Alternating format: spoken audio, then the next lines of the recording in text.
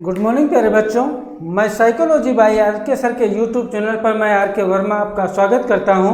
और हम लोग जो है पढ़ रहे हैं बाल विकास, और बाल विकास में हम लोग जो है पढ़ रहे थे प्रतिभाशाली बालक, दिव्यांग बालक, समस्यात्मक बालक, वंचित बालक, अधिगम निर्योग्यता बालक, ये सब बालकों की जो है श्रृंखला पढ़ रहे हैं। और उसी क्रम में आज हम लोग पढ़ेंगे वंचित बालक।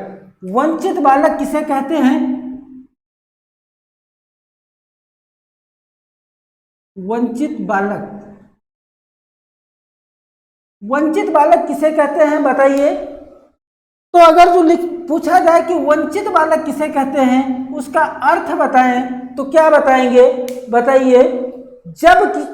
जब किसी बालक को देखो, जब किसी बालक को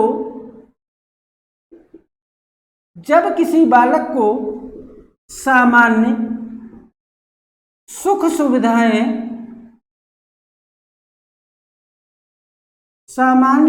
सुविधाएं नहीं मिल पाती, उन्हें वंचित बालक कहते हैं। मनोविज्ञान में जो है वंचित बालक उन्हें कहते हैं जो मनोविज्ञान में वंचित बालक उन्हें कहते हैं जो सामाजिक, आर्थिक, भाषाई, नैतिक,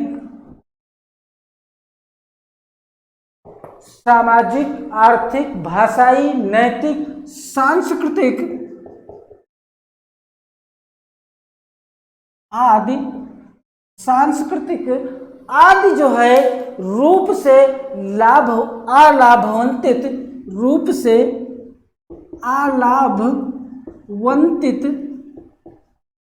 समुदाय से आते हैं और उन्हें हम वंचित बालक कहते हैं। जैसे आदिवासी लोग या दूर दराज नदी घाटी तराई क्षेत्र में रहने वाले लोग, जिनको सामान्य सुख सुविधाएं नहीं मिल पाती हैं, सामान्य सुख सुविधाएं जैसे भोजन, शुद्ध पानी, शुद्ध हवा और जो है शिक्षा, ये बेसिक नीड उन्हें नहीं पूरी हो पाती है और उनकी जरूरतों को नहीं पूरा हो पाता है, तो उन्हें हम वंचित बालक की श्रेणी में रखते हैं। कुछ परिभाषाएं या कुछ विशेषताएं भी वंचित बालकों की मनोवैज्ञानिकों ने बताया है कि इनकी जो है कैसे पहचान कर सकते हैं, इनकी क्या क्या विशेषताएं हैं।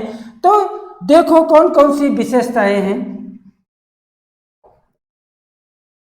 एक बार इन विशेषताओं को आप सही से पढ़ लेंगे, सही से समझने का प्रयास करेंगे, तो दोबारा ये बार बार आपको नहीं पढ़ना पड़ेगा। देखो विशेषताएं कौन कौन सी। पहली इसकी विशेषता यह है कि वंचित बालक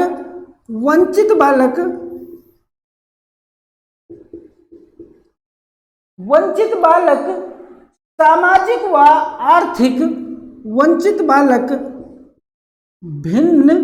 भिन्न रूप से सामाजिक,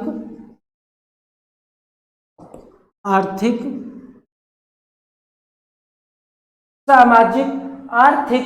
परिवार के सदस्य होते हैं। आर्थिक परिवार के सदस्य होते हैं, यानी इनकी कोई अलग जात नहीं होती, कोई अलग धर्म नहीं होता है। ये केवल हमारे और आपके ही बीच के लोग ही होते हैं जो इनको सामाजिक आर्थिक समुदाय से ये जो है क्या होते हैं, भिन्न होते हैं, वंचित रहते हैं। दूसरा पॉइंट यह है कि वंचित बालकों को मूलभूत सुख सुविधाएं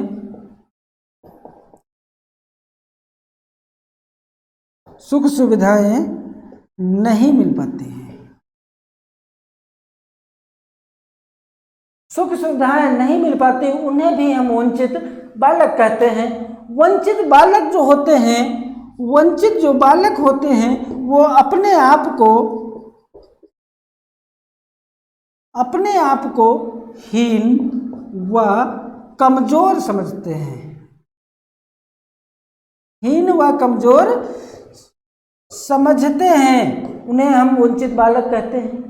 वंचित बालकों का जो है दृष्टिकोण, वंचित बालकों का दृष्टिकोण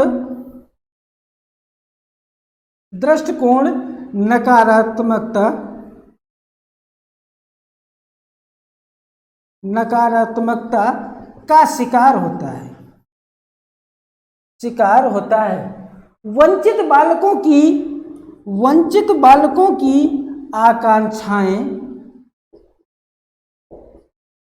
या इच्छाएं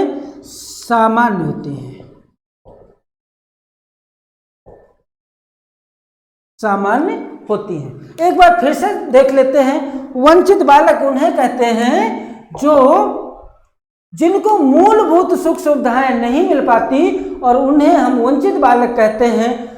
मनोविज्ञान की भाषा में सामाजिक, आर्थिक, भाषाई, नैतिक, सामाजिक, सांस्कृतिक आदि परिवार के सदस्य ही ये होते हैं, और ये अलाभान्वित होते हैं। ये समाज द्वारा, सरकार के द्वारा चलाई गई योजनाओं का फायदा नहीं उठा पाते हैं, और इनकी मनोवैज्ञानिकों ने विशेषताएं बताई हैं कि वंचित बालक जो होते हैं वो सामाजिक, आर्थिक परिवार के सदस्य ही होते हैं। वंचित बालकों को मूलभूत सुख सुविधाएं नहीं मिल पाती हैं। वंचित बालक अपने आप को हीन व कमजोर समझते हैं। वंचित बालकों का दृष्टिकोण नकारात्मकता का शिकार होता है, जबकि वंचित बालकों की आकांक्षाएं यानी इच्छाएं जो होती हैं वो सामान्य ही होती हैं। अगर जो वंचित बालक आप समझ गए हैं तो एक बार स्क्रीनशॉट ले, रफ करता हूं इसको, और फिर से हम लोग जो है नेक्स्ट उसमें यानी पिछड़े बालकों के विषय में चर्चा करेंगे। देखो,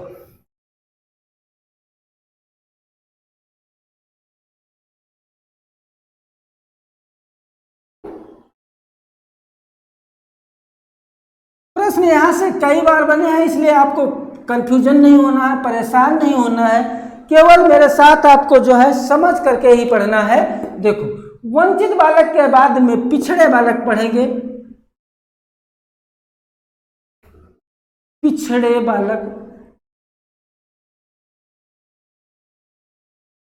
बालक यानी बैकवर्ड चिल्ड्रन, पिछड़े बालक यानी बैकवर्ड चिल्ड्रन। अगर जो पूछा जाए कि पिछड़े बालक का आप अर्थ बताएं, तो पिछड़े बालक का आप क्या अर्थ बताएंगे, बताइए, कोशिश करिए। मैं सही और गलत बताने के लिए यहाँ खड़ा हूँ, आप भी कुछ सोचिए, अपने विचार व्यक्त करिए कि पिछड़े बालक हम किन्हें कहते हैं। आपसे कोई प्रश्न पूछ ले कि पिछड़े बालक किन्हें कहते हैं, तो आप क्या बताएंगे, बताइए। देखो, ऐसे बालक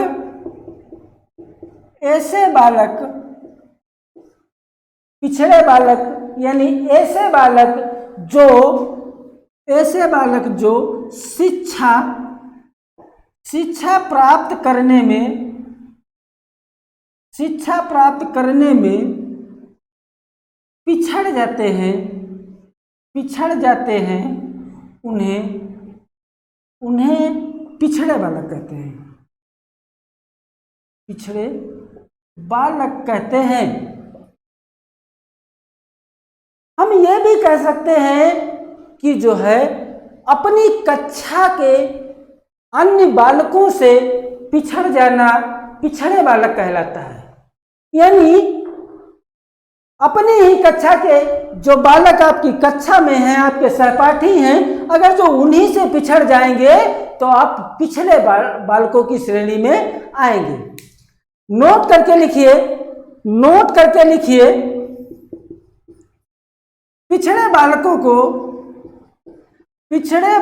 को मंद बुद्धि होना आवश्यक नहीं है। पिछड़े बालकों को मंद बुद्धि बालक होना आवश्यक नहीं है। देखो, प्रतिभाशाली बालक,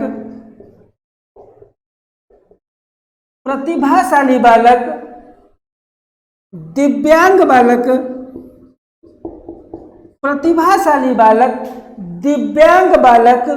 तीव्र बुद्धि बालक, तीव्र बुद्धि बालक या औसतम बुद्धि बालक, औसतम बुद्धि बालक,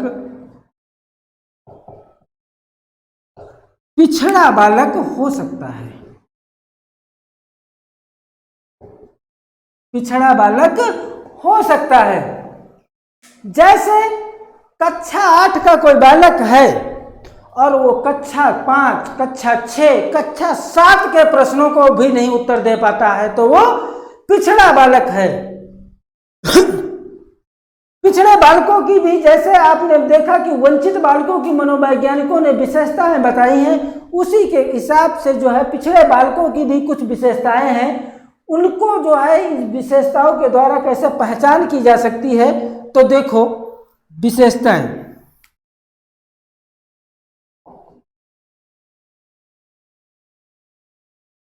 विशेषताएं देखो कौन सी हैं, बताइए भैया, एक दो विशेषताएं बताइए, एक दो विशेषताएं बताइए, बताइए।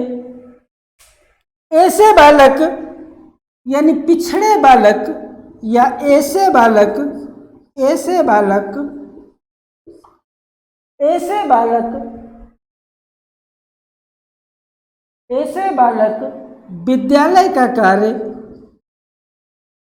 विद्यालय कार्य तथा गृह कार्य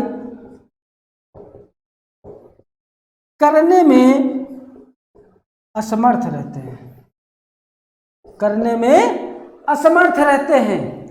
ऐसे बालकों में जीवन के प्रति निराशा रहती है, जीवन के प्रति निराशा रहती है। ऐसे बालक अपने आप को हीन व कमजोर समझते हैं, हीन व कमजोर समझते हैं। ऐसे बालकों का मानसिक रूप से, ऐसे बालक मानसिक रूप से अस्वस्थ होते हैं, मानसिक रूप से अस्वस्थ होते हैं। ऐसे बालक असमायोजित व्यवहार करते हैं, ऐसे बालक असमायोजित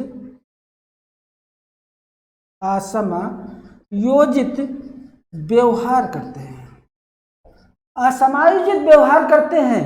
ऐसे बालकों की बुद्धि लब्धि, ऐसे बालकों की बुद्धि लब्धि यानी IQ 80 से 89 के मध्य होती है, 80 से 89 के मध्य होती है।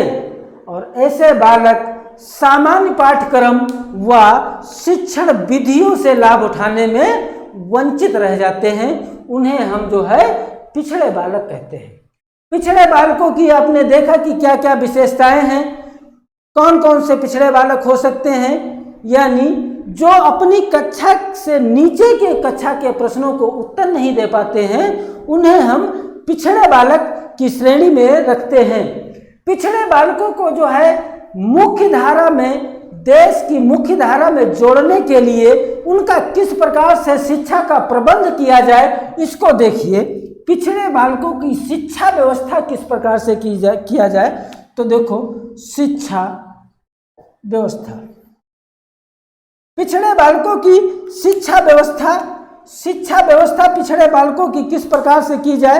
एक बार स्क्रीनशॉट ले, फिर हम जो है रख करके बताते हैं कि किस प्रकार से जो है ऐसे बालकों की शिक्षा व्यवस्था की जाए। देखो देखो, पिछड़ा बालक को पढ़ाने के लिए जो है अच्छे अध्यापकों या अच्छे शिक्षकों की नियुक्ति,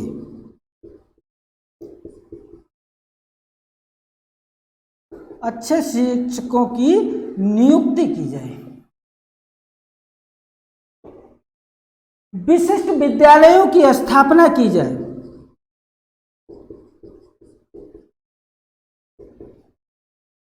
विशिष्ट विद्यालयों की स्थापना की जाए।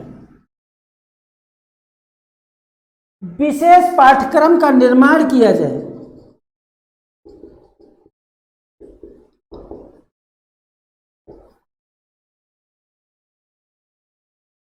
उचित वातावरण प्रदान किया जाए,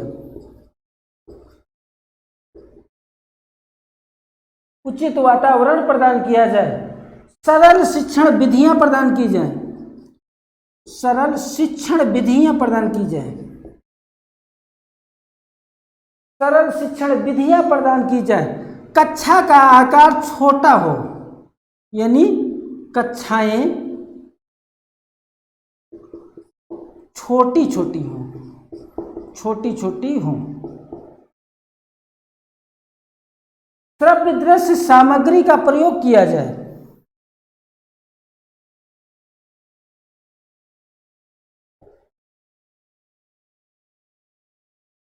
श्रव्य दृश्य सामग्री का प्रयोग, खेल के द्वारा शिक्षण, खेल के द्वारा शिक्षण,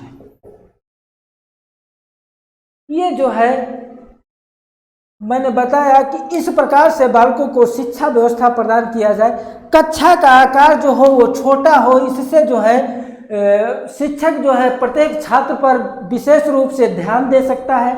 अच्छे शिक्षकों की नियुक्ति की जाए, शिक्षक भी अच्छे हों तभी जो है वो बालकों की आवश्यकता और रुचि जिज्ञासा को जानेंगे, इससे भी जो है इन्हें शिक्षा प्रदान की जा सकती है।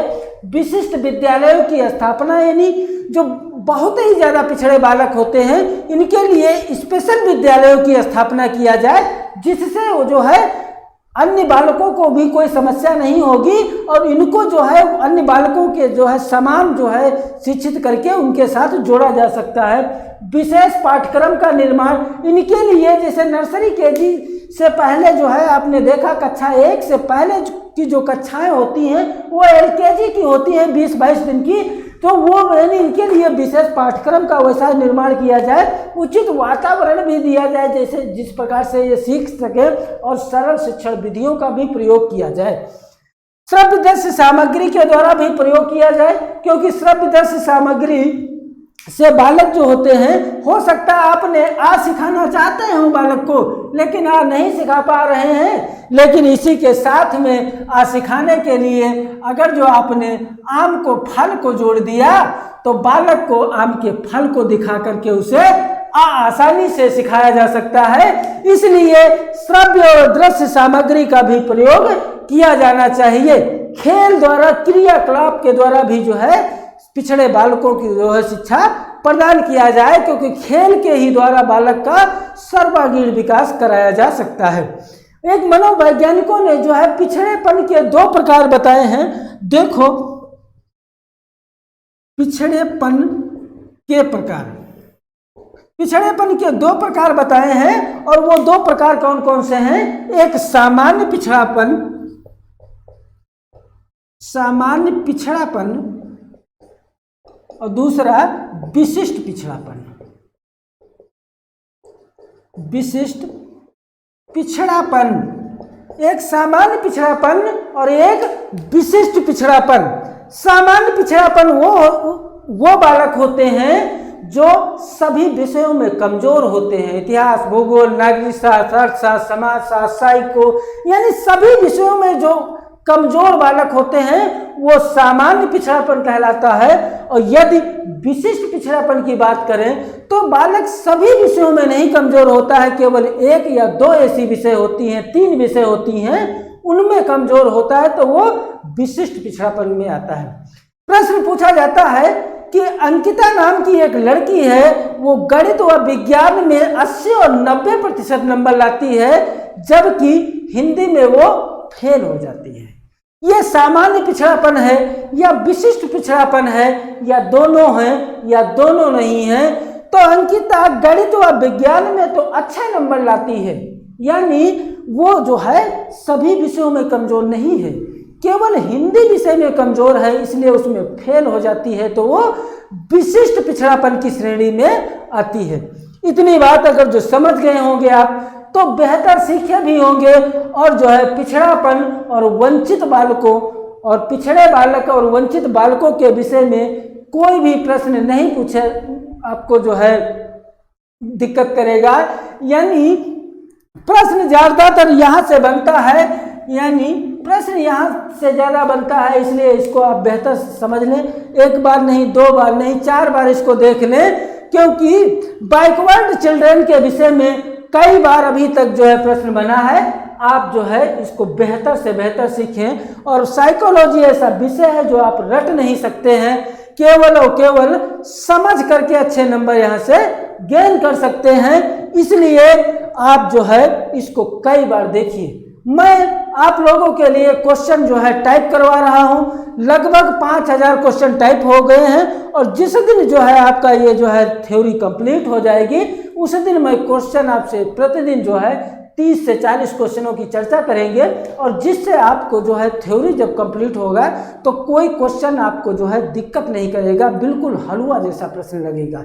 अगर जो मेरा वीडियो आपको पसंद आता है तो इसे लाइक करें, शेयर करें, सब्सक्राइब करें, क्योंकि आपके शेयर करने से हो सकता है आपके जो है मित्र को भी 1 नंबर का फायदा हो जाए, 2 नंबर का फायदा हो जाए। इसलिए आप भी जो है पढ़ें और अपने मित्रों को भी पढ़ाएं और सरकार के द्वारा लॉकडाउन का पूर्ण रूप से पालन करते रहें। Thank you, all of you.